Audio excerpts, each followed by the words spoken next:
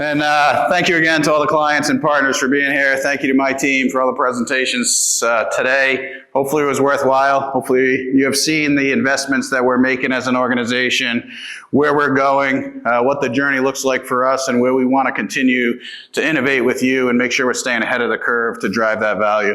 I can tell you I'm thrilled to be up here to introduce our guest speaker today. For those that don't know a little bit about my background, hockey's been a part of my life since I was 4. I've been on skates. My brother actually played in the NHL, and my brother played in the '98 Olympics.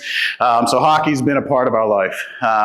But what hockey's taught me is it's not about the individual, right? It's about the team. It's about building trust with your peers. It's about holding each other accountable, right? It's about having fun, right? Some people forget about that, but it's about having fun and really working together to drive the success that we need as one team. And I think the reason, one of the reasons, not the only reason we invited Mike up here to come speak to you guys is it's very similar to what we're building here at Polera, right? We're bringing together 30 plus companies as one team, as one Polera. And if you think back to the 1980 Olympics, the U.S. hockey team did something that nobody thought was possible, right? We beat the Soviets in the semis. Mike scored the game-winning goal. We went on to win the gold medal. And when you think about what they accomplished, still gives me the chills right now as I'm up here talking about it, right? But it really taught us a lesson that when you work together as one team, when you come together as one organization with the same goals and the same values, you can accomplish anything, right? And I talk to my team a lot about one Polera. No matter where you came from, it's about one team and one goal: to deliver client excellence, right? And that's our goal as an organization. How do we continue to come together as one team, to unite, to collaborate, to hold each other accountable, to deliver value for all of you in this room, right? So for me, this is an amazing opportunity to introduce Mike. We're gonna roll a video here and show some of the history. And I'm gonna leave the stage. When the video's done, Mike will come up. But thank you again. Mike, thank you for being here. We really appreciate it. Why don't we we'll roll the video.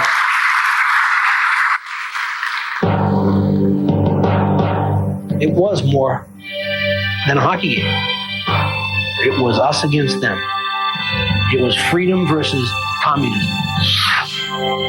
Nobody gave us a hope in hell of winning. It was a sliver of the Cold War played out on a sheet of ice.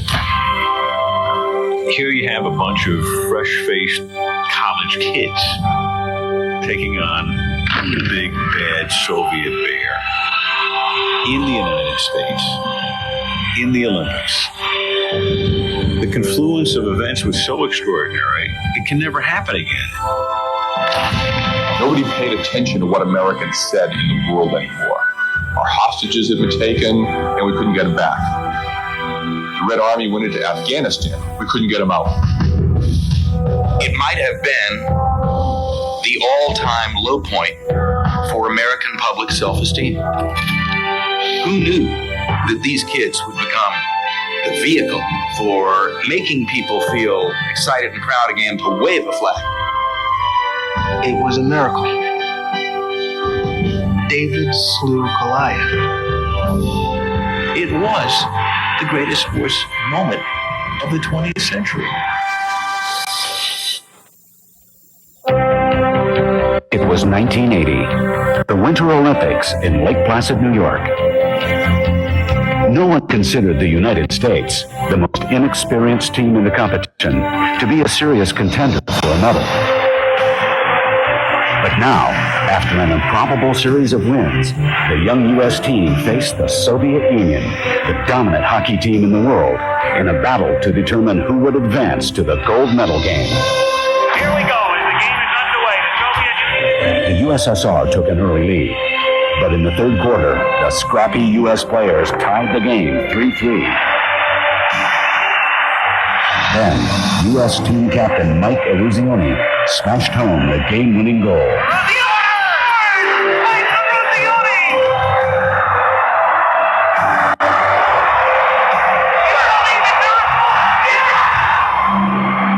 Eruzione! 2 days later, The world watched as the U.S. team fought Finland for the gold. 5 seconds to the gold medal. 4 to the gold medal. This impossible dream come true.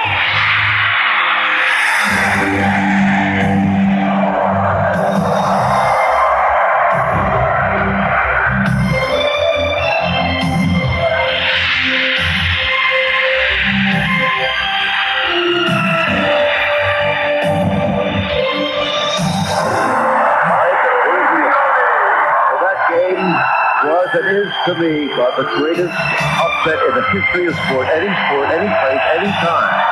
22 years later, at the opening ceremony of the 2002 Winter Olympic Games in Salt Lake City, Mike and his teammates had the honor of lighting the Olympic flame. Ladies and gentlemen, please welcome Olympic champion Mike Eruzione.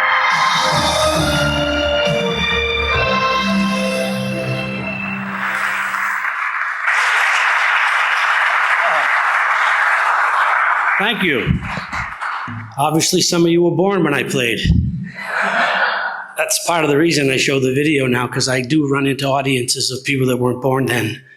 I have 7 grandkids, and 3 of my grandsons skate at the Mike Eruzione Center. The rink in my hometown's named after me. And up until 2 years ago, they didn't know who I was. I was Papa, and now they know who I am, and I got to watch that damn Miracle movie all the time.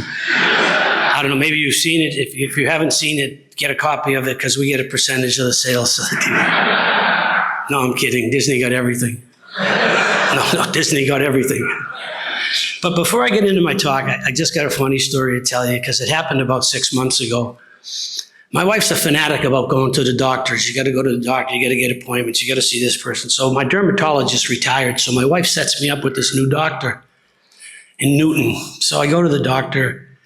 Nurse sends me into the room. I go into the room. Doc walks in. He says, take your shirt off. So I take my shirt off, and he's looking at me, and he's going, that's fine, that's fine, that's fine. And after the Olympics, my girlfriend, who's my wife, had a replica gold medal made for me. And he looks at it, and he sees Lake Placid. He goes, Lake Placid. He goes, I went there last year. You know, that's where the U.S. hockey team won the gold medal? That's a true story. And I think he's messing with me, right? And they have the oval next door where Eric Heiden, he won 5 gold medals. And they have a museum. And then if you go there at the right time, you can take the bobsled and luge. Have you ever been there? And I still think he's messing with me. And I said, I was on that team. He goes, no, you weren't. I said, actually, I was. So I go home and tell my wife the story. She goes, what do you think? I said, I think I need a new doctor. This guy had no idea who I was. That's a true story. He was clueless. So welcome to my world today. But you know, it's fun for me. It's been 45 years, and our story continues to, I think, bring smiles and joys to people's faces. And it was a moment that as a team, we didn't know. We were just playing. We had no idea the world was watching, the country was watching. It's not like today. There's no Twitter and Facebook and all the shit that you got to deal with. 3 TV stations. So we were playing in Lake Placid, and after the games realized, what this moment was and what it became. And for me, I've always said, I think the goals, and one thing I've learned, the goals and objectives of our team in 1980 are the same goals and objectives of you, to be the best and to be successful. So people see the end result. You heard about it, you read about it. Like I said, if you were born then, you watched some of it. If you weren't, you maybe saw the movie Miracle, or you heard about our team. But you saw the end result. What enabled the end result to happen? We go to banquets, we go to award shows, and we see the end result, and somebody gets up there and you congratulate him or her on her success and their success, but you see the end. What happened? What enabled it to happen? So what I like to do, I like to tell the story to bring you back to the beginning, to give you a sense and understanding of what took place. It wasn't a miracle. A miracle is a catchy phrase. As our assistant coach said years later, it was an accomplishment by a group of athletes who believed. We believed in ourselves, but more importantly, we believed in each other. And to me, that's a great place to be, whether it's the workplace or the locker room. When you surround yourself with people whose goals and objectives are the same as yours, that's a great place to be. So like I said, I'm going to bring you back to the beginning so you get a better sense. Al Michaels was great. Al called it a miracle. It wasn't a miracle. Our assistant coach said it best. We got exactly what we deserved, and that was to win the tournament. So let me bring you back to give you a better sense. See, prior to 1980, what the United States as well as Canada would do, they'd take their amateur players and you'd go and you'd compete in the Olympic Games and competing against these other countries who were all professionals. Obviously, the Soviets were pros, but so were the Swedes, the Finns, and the Czechs. So what the U.S. would do, they'd take their college players, you'd practice for maybe 2 weeks, and you'd go to the Olympic Games and compete against these countries who trained together for years. In the Soviets' case, some of these guys were going for their third gold medal. That's 12 years playing together. And the other thing that's different is the Olympic Games is played on a bigger sheet of ice. It's wider, it's longer. It's a totally different game, although it's now changing. So the Europeans grew up in that sheet of ice, didn't know how to play on it. So by the time you get used to your teammates after 2 weeks of practice, by the time you get used to the ice surface, you're basically out of it. So Herb Brooks was going to coach our team in 1980. He says, we're going to change the way we play and change the way we train. And the message was this: don't be afraid to change. If you haven't been successful in the past, change, do something different. Herb told us all the time, you cannot be common. The common man goes nowhere. We're going to be uncommon. We're going to do things differently. First thing we're going to do is we're going to train for 6 months. The second thing we're going to do is going to learn the European style of hockey. And anybody who follows the sport of ice hockey, it's a totally different game. If you watch the NHL now, they're playing more of a European style, and they've been doing that for the last probably 10 or 12 years. And the European game is skill, it's speed, it's crisscrossing, it's playing at a whole different position that you ever played at before. And people said, Herb Brooks, you can't teach in 6 months what the Europeans have been doing their whole life. And typical Herb, he said, I can and we will. Well, then what they did, they had tryouts. Hundreds and hundreds of people tried out for the 80 Olympic team. They had tryouts all over the country. And they invited 68 of us. In July, 68 of us went to Colorado Springs and competed against each other over 2 weeks. In the movie Miracle, they have the team picked in one day. Trust me, it was 2 weeks. And actually in the movie, they have a bunch of people picking the team. There was only one person picking this team, and it was going to be Herb Brooks. So we go to the Olympic Festival in Colorado Springs in July, 2-week period, and we competed against each other, 68 guys, divided us up into 4 teams. And finally, the tryouts were over, and we were in a room like this, maybe a little smaller. We're all sitting there, and Herb comes up to the podium, and he says, if I call your name, please stay. If I don't, thanks for coming. And I remember the first name he called was Ken Morrow.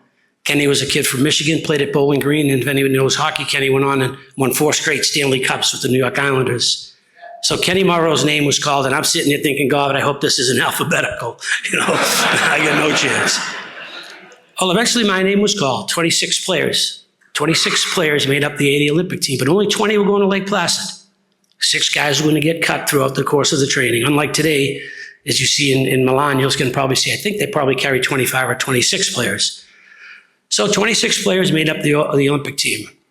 And Herb stood in front of us, and the first thing he said is, I'll be your coach, but I won't be your friend. And I'm thinking, God, this could be a long season. But the second thing he said stays with me to this day. He said, if you don't want to be here, then leave. Because there are hundreds of people who would like to be in your shoes. Guess what? It's the same in business. You don't want to be a part of this team? You don't want to be a part of this company? Then leave.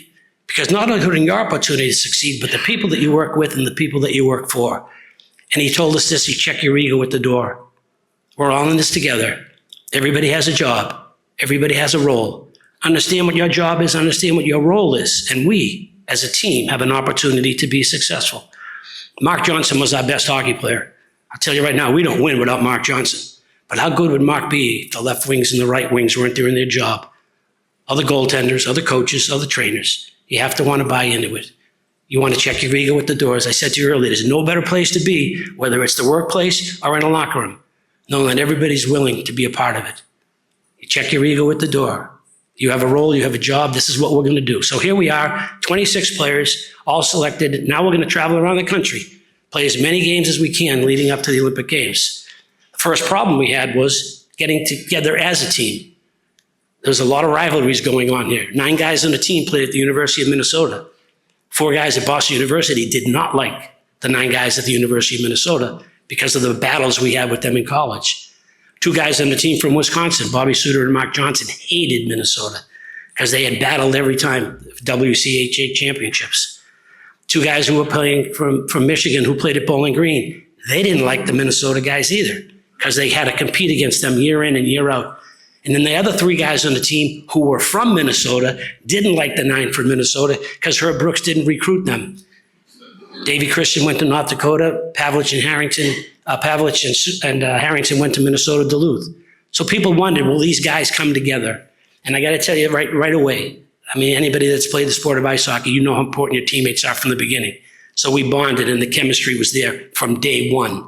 We understood, in order for us to be successful, how we had to work together. So here we are, based out of Minnesota. We're going to travel around the country, but we had to learn this new style of hockey, which none of us had ever played before, other than a lot of the Minnesota kids, because Herb had implemented that program and that style into his team. So what we're going to do is we're going to go to Europe. We're going to train overseas for a month, because there are no rinks in the United States at that time. But while we're going over to Europe, we're going to get to know each other. Each night you'd have a different roommate and get to know the team. And if anybody, like I said earlier, you're a hockey player, you understand how important your teammates are. So we're traveling through Europe, and we're playing all these club teams, and we're basically beating all the teams we're playing. We're having some fun and traveling, learning a new style. Change is fun. Change is fun. So we're doing things we've never done before. And we're winding our tour down, and we have 2 games left to play before we go back to the States. And it's going to be in Norway against the Norwegian Olympic team. Norway, obviously not known for its hockey, speed skaters. That's kind of their sport, skiers, ski jumping. And interesting, Norway's going to be in our division during the Olympics, so it's somewhat of a measuring stick for us, but we should be able to beat the Norwegians. And we step on the ice in Oslo. There's about 8,000 people in the stands, and the game ended in a 3-3 tie. And Herb wasn't very happy with the way we played. And if you saw that scene in the movie Miracle, we did these drills called Herbies. We named them after our coach because we loved it so much. And I'm sure there are athletes in this room, suicides, gassers, you know what they were. And a Herbie was you'd start at the boards, you'd go to the blue line, back to where you started. Then you go to the red line, back to where you started. Then you go to the far blue line, go back to where you started. Then you go down and touch the boards and come back. That was hard. That was tiring. And every time we played a game, we practiced in the morning. So we had an hour and a half practice that morning, played Norway, and did Herbies for about an hour and a half after the game. They shut the lights off, almost like this now. And finally, we were done skating, and we went back in the locker room, and Herb said, gentlemen, if you play this way again tomorrow, you're going to skate again. Well, we went 8-0 the next day. And I tell you that story because if you see the scene in the movie Miracle, it was guys on the bench looking at the girls in the stands, look at her, look at here. Trust me, that didn't happen. I told my girlfriend that didn't happen. Minnesota guys were looking at the girls. I'm telling you, I didn't see one of them. But we skated for one reason and one reason only. I talk about this a lot. You know, there are a lot of important values in life. You know what the most important one is? It's respect. And we skated that night, and the message to us was this: if you don't respect yourself, you will not be successful. If you don't respect your teammates, people that you work with, people that you associate yourself with, you will not be successful. And if you don't respect your competition, you will not be successful. We never made that mistake again. So now we go back to the States. We're going to be based out of Minnesota, and we're going to travel around the country, play as many games as we can. Minor league teams, club teams. The Soviets, they were over in the United States and Canada playing against NHL teams. The Swedes, the Finns, and the Czechs, they were playing against professional teams in Europe. So we had to find a lot of teams to play. We played a lot of minor league teams. We played a lot of colleges. We had a great series with the Canadian Olympic team. We played them 8 games. We won 5, and we lost 3. We thought we were a pretty good hockey team, and we're traveling and we're winning, and 2 guys get cut. We're down to 24 players. We're winding her down. We got about a week left. 2 more players get cut. We're down to 22 guys. 2 guys left to go. Last game we played. 2 days before the Olympic Games, we play the Soviets in Madison Square Garden. Not the B team that we played. Also, I didn't say this. The Soviets had a B team that played us 6 times, and we beat the B team all 6 times that we played them. But this was the A team. This team was going for their 3rd consecutive gold medal, some of these players. Here we are, Madison Square Garden. Place is sold out. This particular Soviet team beat the Montreal Canadiens, they beat the New York Rangers, they beat the New York Islanders, then they beat the NHL All-Stars by a score of 6-0. We beat Harvard, we beat Yale. Schedules were a little different. And we step out on the ice at Madison Square Garden, sold out building, and we lose 10-3. Totally embarrassed, totally humiliated. God, we thought we had a good hockey team, and we just got one of those welcome to the world moments. And the Olympic Games are only 2 days away, and we lose 10-3. The game's over, and Herb says, gentlemen, go back to the hotel, get a good night's sleep. We'll talk about the game tomorrow. Found out that the last 2 guys got cut from the team, and unfortunately 2 of them were from Boston, and one was a kid named Ralph Cox, who was my roommate, grew up not far from here, and the other kid, Jack Hughes, from Somerville, grew up basically around the corner from here. Disappointed 2 Boston guys weren't going to be there. We understood only 20 were going. And then there was a quote from Herb in the newspaper, the article the next day. He said, I knew our team was in trouble when the Soviets were being introduced. My players were applauding them. And he was right. There's Karlamov, there's Krutov, there's Yakashev. We were losing 6-0 after the first period. Herb was a great speaker, a great motivator. I always wait to hear what Herb had to say. And the next morning, we're getting ready to go to the Madison Square Garden to pack our bags to go to Lake Placid. He says, gentlemen, if you ever get a chance to play the Soviets again, and we don't know if we are because they're in the other division, remember how you played in the second and third period, not the first period. And I tell you that story because he turned a negative into a positive right away. If he had screamed and yelled at us, we'd have had our head between our legs and thought, we get no chance. Instead, we played even with the best team in the world. And I tell you that because, look, nobody knows better than you people do the struggles that everybody's dealing with in the business world and what's happening, globally and all the craziness. But don't dwell on the negative. Find something positive and build off of that. Because if you think negative things, guess what? Nothing but negative thoughts will stay in your head. So our mindset turned quickly, right away. Going to Lake Placid was a whole different mindset than if he had screamed and yelled at us and told us that we couldn't play or we weren't good enough. So it was a great lesson and a great message for us at that point. So we get on the bus and we go to Lake Placid. And I've said this, and I'll die saying this, other than to me being a firefighter, a police officer, a first responder, or somebody in the military representing your country, there's no greater place to be than putting on a USA jersey. You're not playing for Boston or Chicago. You're playing for your country. And to go and compete in the Olympic Games in your own country is an incredible honor. So you get to Lake Placid, all excited about this unbelievable opportunity you're going to have. And they bring you into this room and they're going to give you the clothing that you're going to wear for the opening ceremonies. And for whatever reason, our theme was Western. So they gave us a cowboy hat, a sheepskin jacket, jeans, boots. I live 20 minutes from here. There's no way in hell I'm going to wear that shit back. My buddies would have killed me. But anyway, it was great. And this is what we're going to wear.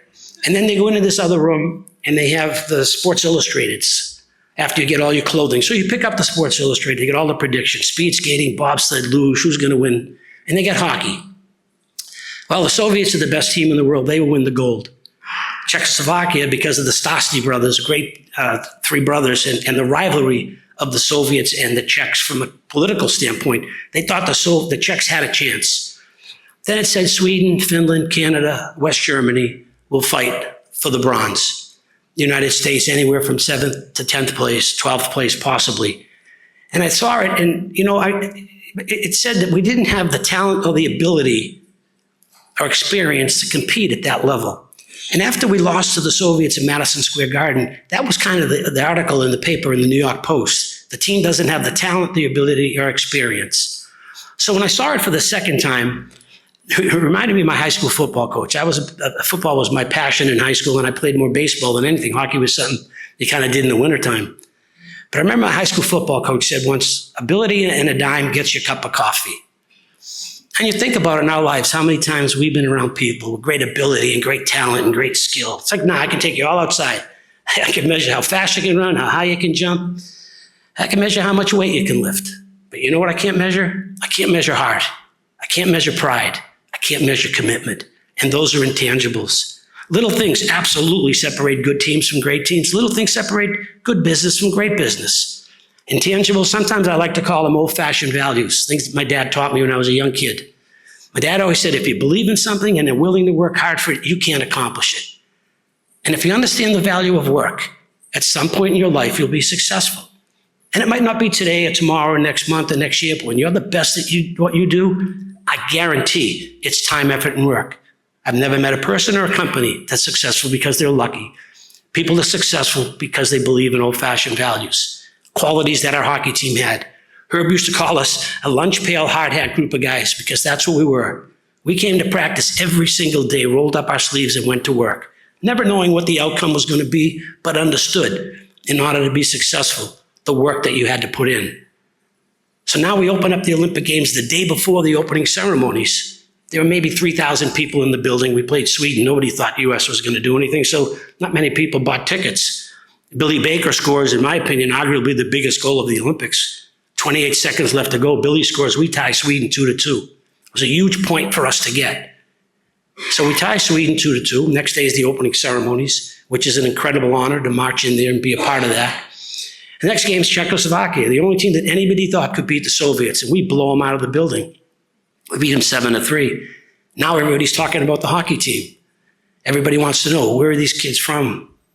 Do we have any chance? And the great thing was we didn't know because we weren't allowed to talk to the media and didn't even have a clue what was going on. We were just playing hockey. The next game is Norway. This is easy. Last time we played them, we beat them. First period ends, we're losing 1-0. Herb comes in and flips out, screaming and yelling, who do you guys think you are? We've been a team all year, play like a team. Somebody makes a good play, tell them good play. Jimmy makes a good save, tell him good save. Stop passing the puck. Quit carrying the puck. Play like a team and not a bunch of damn individuals. And he storms out of the room. Dave Silk, kid from Boston, Silky doesn't live far from here, walks over to Eric Strobel. Eric, kid from Minnesota. Eric's got long blonde hair. And Silky looks at Eric and says, Eric, I just love the way you wear your hair. Well, we just about lost it in the locker room.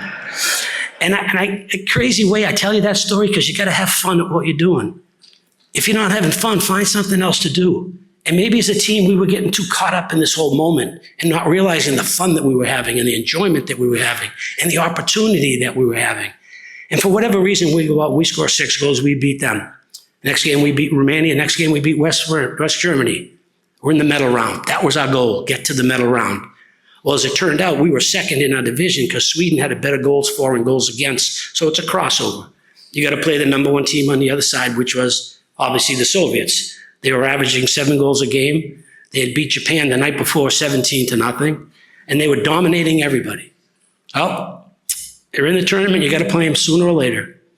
This, at this point, was the biggest game any of us had ever played. You know, I played at Boston University, Boston College, BU, Harvard, Beanpot, college championships. Those were big games. Minnesota kids playing national championships, playing Wisconsin, big rivalries, big games. This is the Olympics. This is the biggest game any of us had ever played. I'm sitting in the locker room, and our locker room was deadly quiet, and it was never, ever quiet. We had 2 kids in our team who were 18 years old. Before the game, they'd be sitting there eating a pizza or a slice of, or a hot dog. To this day, I don't know how they've done it. So we're sitting there, and I'm the captain of the team, and it's deadly quiet, and I'm thinking, wow, we're ready to play. And I'm waiting for Herb to come in and give us one of his great speeches, because he was a great speaker. And I kind of played hockey with a football mindset. You know, you get, but just before you go out on the field, the coach gives you that, out in the field you go and you hit somebody, and you're in the game. And I'm sitting there, and Herb walks in, and he says, gentlemen, you were born to be a player. You were meant to be here. This moment is yours. Tonight is your moment. And he walked out, and I sat there in my head going, what the hell does that mean? I swear to God, I didn't know what he was talking about. And it wasn't until after the Olympic Games, I got bags of mail. Remember that, what was it, Miracle on 34th Street? They had to prove the guy was Santa Claus. I was getting bags of mail, newspaper articles, clippings, people wanting you to sign stuff. And I read so many times what he said, born to be a player, meant to be here. This moment is yours. It was the first time in my life as an athlete that I thought about, how'd I get here? You know, you're just kind of playing. So I thought about born to be a player. I remember as a kid, I wanted to play hockey because my friends used to play. They used to freeze the tennis courts where I grew up, and I lived right next to Logan Airport. And they used to freeze the tennis courts, and you'd go down the tennis courts and skate because your friends would skate. But, you know, I have 4 sisters and a brother, and my family didn't have a lot of money, so I didn't have any ice skates. But one of my sisters had these white figure skates that I fit into. And I'd take my sister's white figure skates and I would walk down the hill to the tennis courts. And in those days, you could go down by yourself too. You know, not everybody got a trophy, you just showed up. You know, you learn to play and just deal with it. And hockey's a macho kind of game. Not only was I in white figure skates, but she had these blue pom-poms on her toes. And I would learn to skate or try to skate. And eventually my sister would come down and I'd give her the skates and I would walk home. I'm sure some people in this room might remember, in those years, you could save S&H green stamps. And my mom saved up enough stamps, and I came home one day, and there was a pair of hide ice skates on the table. So I thought about that. I thought, you know what, maybe I was born to be a player. I know I was meant to be there because I know how hard I worked to make myself a better player. Obviously, hockey coaches, but like I said, baseball was my passion, and football coaches made me realize in order to be the best, what you had to do, the time and the effort and the work that you put in. Think of the sacrifices you have to make. My dad worked 3 jobs. My mom took care of 6 kids. Think of the sacrifices you make to achieve your goals. Maybe you're missing, a vacation. Maybe you're missing a son or daughter's game. Maybe you're in the office a little longer because you have to be there. Guess what? People who are successful, they make sacrifices. So Herb was right. We were born to be players. We were meant to be there. And as far as moving hours, nobody gave us a hope in hell of winning. And we go out and obviously we play a pretty good hockey game. We beat the Soviets 4-3. Now we have to play Sunday against Finland. A lot of people don't know this. If we don't beat Finland, we don't win a gold medal. If we tie Finland, there's a chance we don't win a gold medal. So everybody talks about the Soviet game. If we don't beat Finland, well, I'm not here talking to you. Please welcome Mike. He was in the Olympics, right? This was the biggest game we had ever played. We're in the locker room, and it was deadly quiet again. And I'm thinking, wow, we're ready to play. And Herb comes in, and he stands in front of us, and he says, gentlemen, if you lose this game, you'll take it to your bleeping grave. He stops at the door, he points his finger, and he says, your bleeping grave. And he walked out. Herb never, ever used the F word. Not once during the year did he say that. He brought it right to our attention. Lose this game, you'll take it to your grave. Biggest game we'll ever play. We're losing 2-1 going into the third period. We were losing to Sweden. We came back and tied. We were losing to Czechoslovakia. We came back and won. We were losing to Norway. We came back and won. We were losing to West Germany by 2 goals. We came back and won. We were losing to the Soviets throughout the game. We came back and won.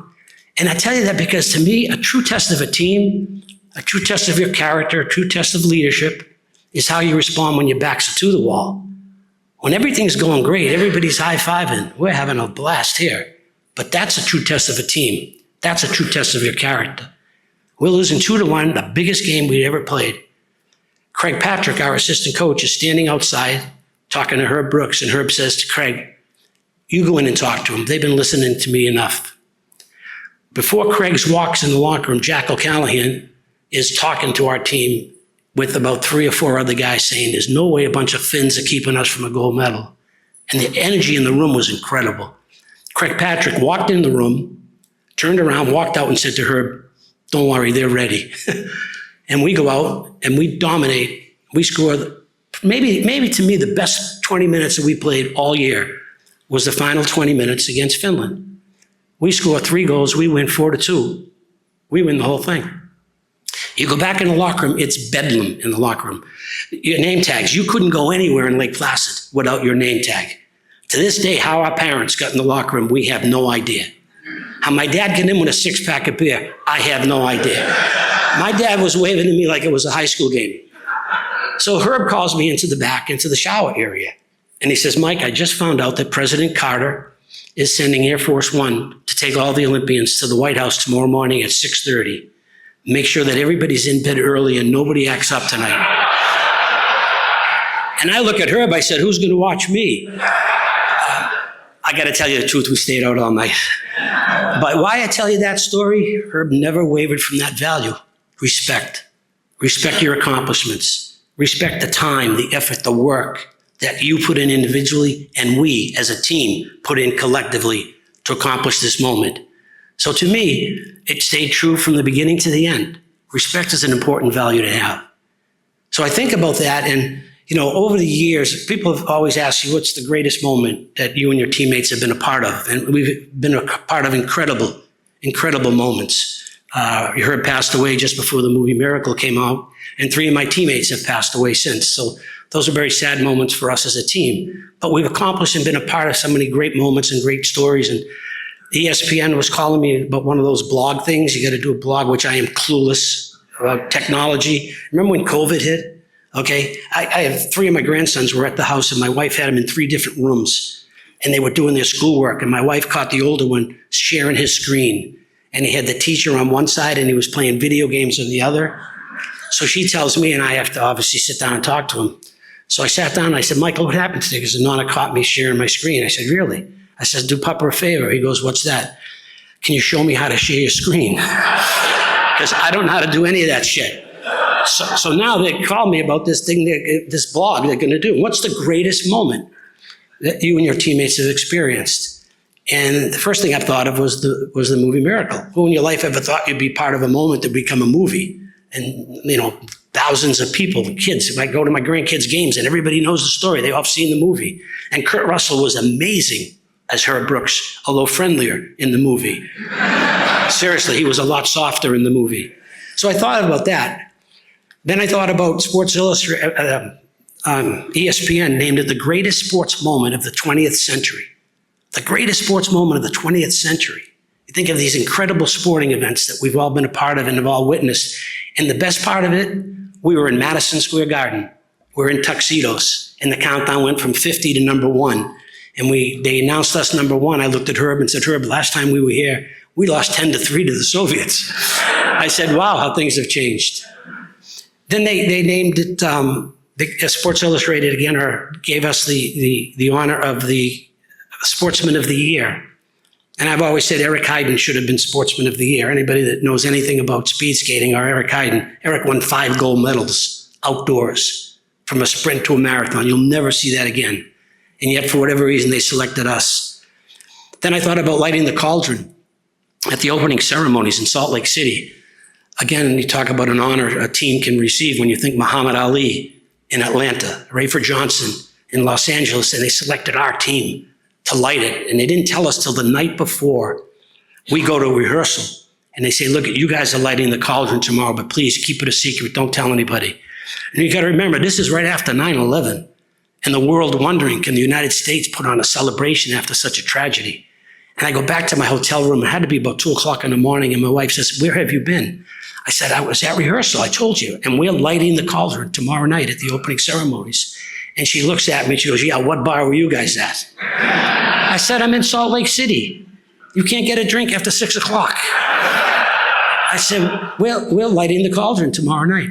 So here we are doing, to me, again, an ultimate honor. And I'm standing backstage, and what's going to happen is Peekaboo Street, the great skier, Cami Granado, a great women's hockey player, they're going to bring the torch to the top of the steps, Mike.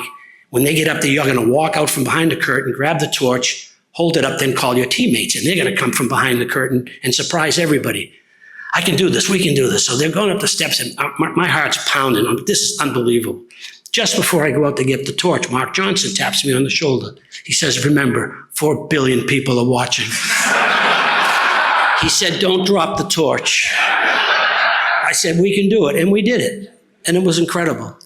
Then I thought back to the Olympic Games themselves. I stand on the podium, see our flag being risen just a little higher. And again, you go back to the country at that time, we were looking for something, and everybody in the building singing the Star Spangled Banner. That was an incredible feeling. I was a captain of a team, and I've always said I was a captain amongst captains. These guys weren't great players, they're great people. All very successful in what they've done in their lives because they brought more to the table than their hockey skills. They brought those values that are so important.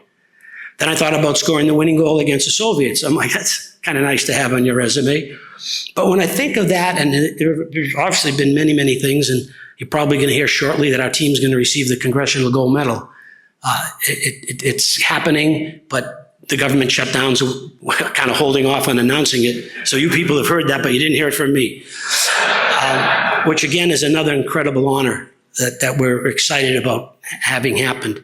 But when I talk about those things and all the other things that our team has been a part of, it might sound crazy, but there's still one moment that's the most special one, and that's marching in the opening ceremonies.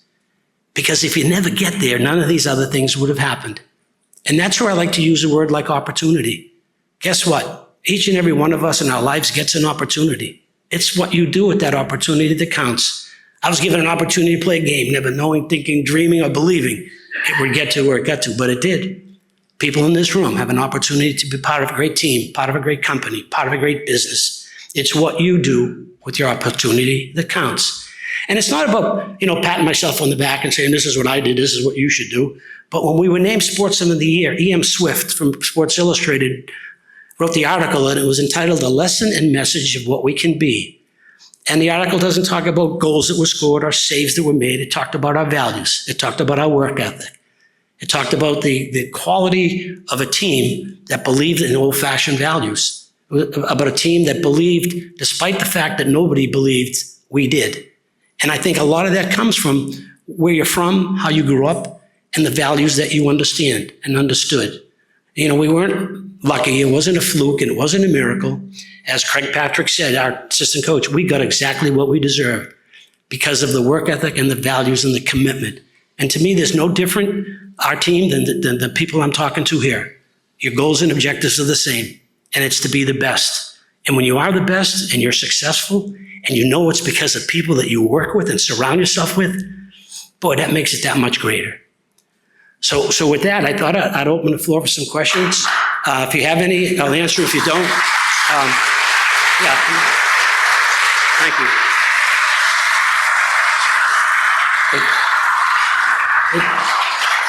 If you have some questions, I'll answer them. If you don't ask me any later. Do we have a mic that we can hand out to the crowd, or do you guys want to just yell? We probably have time. Mike, how much time? 10 minutes, or? The bar closes at what time? Oh. I'm craving. I only live 20 minutes from here, so don't worry about it. Are there any questions anybody wants to ask? If not, like I said, not a big deal. Do we have a mic that we can hand out to the crowd, or do you guys want to just yell? We probably have time. Mike, how much time? 10 minutes, or? The bar closes at what time? Oh.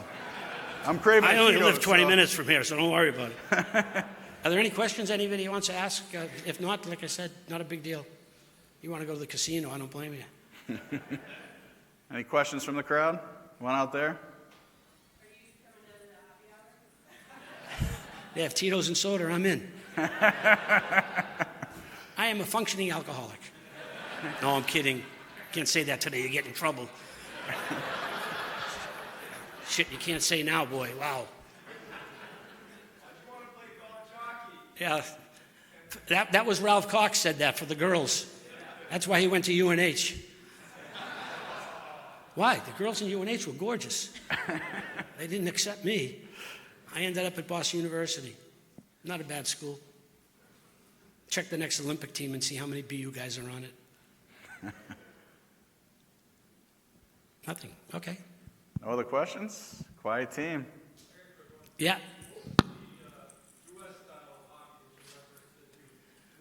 Just up and down your lane. Stay in your right wing, you stay in the right side. Your center, you stay in the middle, maybe cross over once in a while. Left wing, stay on the left side. Europeans, right wing, change it, cross over, weave, crisscross, throw the puck back. Don't dump the puck in the zone. If you dump the puck in the zone, Herb used to say that went out with short pants. So it's puck control. Again, if you watch the European game, and watch the NHL today, although today's players are so damn good, but it's so different than it was 25, 35 years ago. Right wing stayed on the right side, defenseman stayed defenseman. Now defensemen jump into the play. It's a whole totally different game. You can use your speed, you can use your skill. And I think in the years prior, they're limited. They kind of took away some of the skill and speed that you had because you were kind of regimented saying, this is where I'm supposed to be, where the Europeans would just take off. Small rink. But the Lake Placid was a big rink. Now they're going back. I just heard this recently that at the next Olympic Games in Milan, it's going to be more of a North American size arena versus the European rink, which I still, being a hockey fan, I would like to see the NHL go a little bigger in the rinks because, these guys are 6'5", 6'6", 6'4", and can flat out play. When I was at the Four Nations, I was the honorary captain of the United States, and Gretzky was the honorary captain of Canada. And Gretz and I are at center ice, and Gretz looks at me and he goes, these guys are fucking huge. So it's a totally, again, I work at Boston University. I see the size of the players that we have today. And, these players today, when practice is over, they go in the weight room. We went to the bar on campus. We have a sports psychologist. We got a nutritionist. That was my mother and father. So it is. It's very, very different. Very different now. And good for them.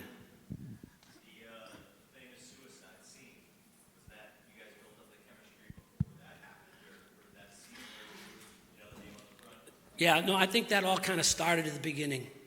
Again, I think I said that earlier. The mindset of a hockey player is of how important your team is. And it was fun. It's fun to get to know, guys that you don't like, that you didn't know. You didn't like them because you didn't know them. So I think for us, that suicide and those skating drills just bonded us even closer because it was always us. It was us against him. And the fights between Minnesota and Boston. Yes, but the fight was McClanahan fighting O'Callahan. McClanahan never would have fought O'Callahan. Vercoda should have fought O'Callahan because Jack would have ate Robbie up. So they picked the wrong player to fight him, and we laughed even to this day because I was with Robbie not long ago with O'Callahan. I said, "I hope you guys aren't going to fight," and we just kind of laugh about it. But yeah, there was that little battle. Yes. Can you describe the moment that you brought everyone from your team up to the gold medal stand? And is that something you were planning on doing or kind of an impromptu decision? I'm not that smart to think that quickly. It was just a reaction for me. They told us this is what's going to happen, the gold medal ceremony, the anthem will be played, and then that's it. They didn't tell us what to do after. And I'm standing on the podium, and my teammates are looking at me like, where are we supposed to go? So it was just a reaction to bring them up. And we all fit. I don't know if we're all fit now.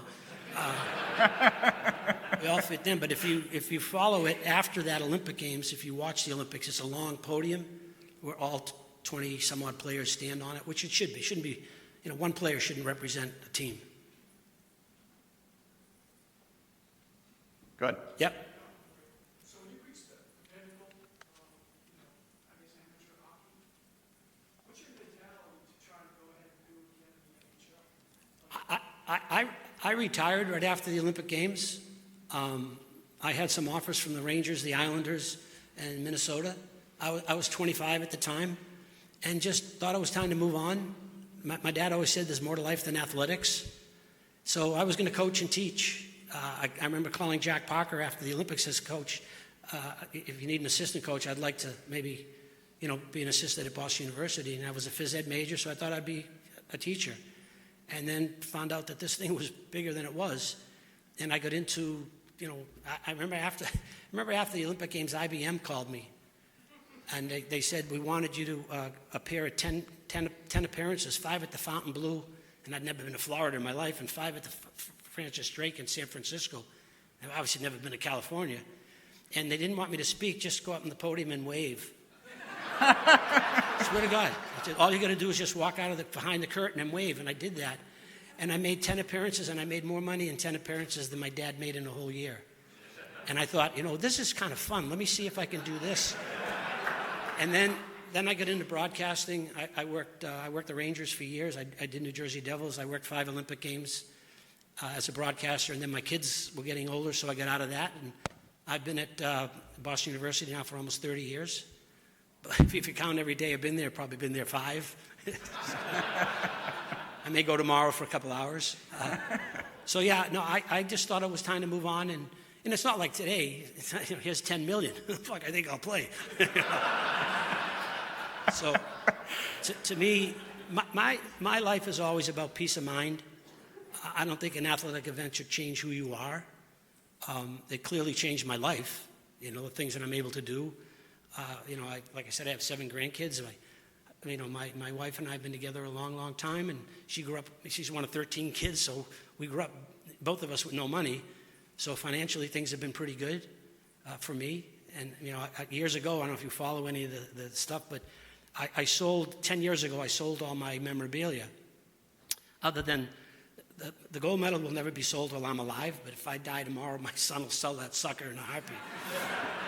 But I still have my skates and the stick from the Finland game, but I sold all my shoulder pads, my jerseys, like I'm going to wear that shit, Hey, look at my jersey I wore in the Olympics. I could wear it around town. My friends would shoot me. And I got $1.7 million for all the stuff that was in a closet in my attic. And I endowed a scholarship in my mother and father's name at Boston University. I have my own charitable foundation, so I put money into the foundation. And my 3 kids bought houses. One lives down the street and one lives directly behind me. So the Olympic Games has obviously given me an incredible opportunity to take care of my family, which is, I think, the number one priority in your life. So when you grow up in that Italian close-knit family, you understand how important they are to you. So the Olympic Games has, obviously given me something that I never would have dreamed I could have had. But again, like I said, I don't think an athletic event should change who you are. I was very happy with who I was before, which drives my wife absolutely fucking crazy. Sorry, ladies. All right, we'll go one more question. What's your perspective on college landscape today? Hate it. Absolutely. The portal, that nil. Again, I'm at Boston, let me say this. The last 3 years, Boston University has been to the Frozen Four. And we're awfully good again this year, although this is the youngest team in college hockey. But the number one player in the country next year is this kid McKenna. Apparently, I hear he's absolutely spectacular. I think he's from Canada. And he's going to Penn State. He was coming to Boston University. Penn State's giving him $700,000. We don't have that budget. We don't have Penn State football, Ohio State football, basketball. So the rich get richer. So a school like BU, I still think people want to come there because of the history of the program. I mean, last year, the two stud players in the NHL, the two rookies, Macklin Celebrini and Lane Hudson, they both would have been sophomores at BU, but they left after their freshman year to play in the NHL. And Hudson won the Rookie of the Year, and Celebrini would have if he didn't get hurt. So we're still able to get some good young players, but if Alabama started a hockey team tomorrow, you see how quickly they would be good because they can just pay. And I don't like it. I don't like the portal. You don't like it, you go somewhere else. After that, you go somewhere else. If your coach leaves, then I think you should have the right to leave. But I think you see more of it in football. To me, the rich get richer. And I'm not a big fan of it. Come to BU because you want to play at Boston University and play under a great program, not because we're going to give you X amount of dollars. And if you're giving him money, what about the other kid who's busting his ass and he ain't getting jack shit?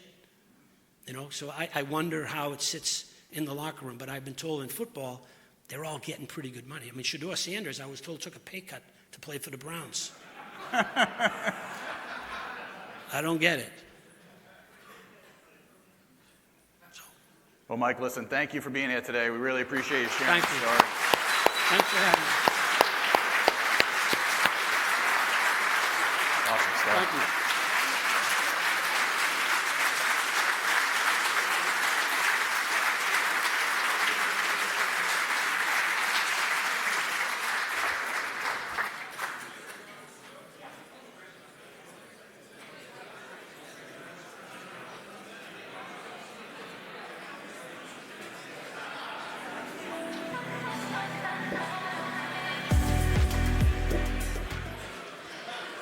Ladies and gentlemen, please exit to the back and then head around to the right for our happy hour, which is beginning right now.